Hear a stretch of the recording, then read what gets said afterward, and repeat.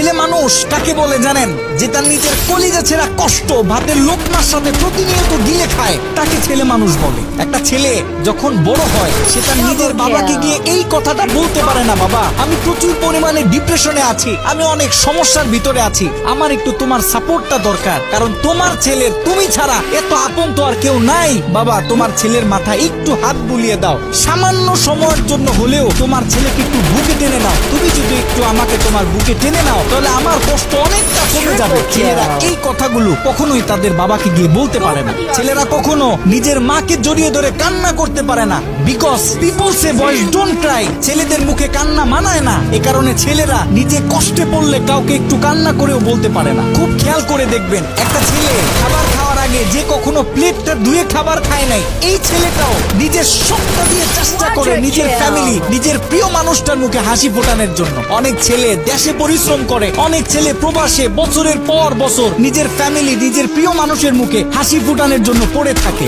দিন শেষে ছেলেদের মুখে হাসি ফোটানোর মতো কাউকে পাওয়া যায় না। আমি মনে করি boys are the best actor in the world. এই পৃথিবীতে ছেলেরা হচ্ছে সব থেকে বড় অভিনেতা, কারণ ছেলেরা নিজেদের বুকে হাজারো লক্ষ কষ্ট পুঁতে রেখেও মুখে হাসি নিয়ে চলে, কারণ সে জানে আজকে আমি যদি ভেঙে পড়ি তাহলে আমার পুরো ফ্যামিলিটা অস্তিত্বহীন হয়ে যাবে।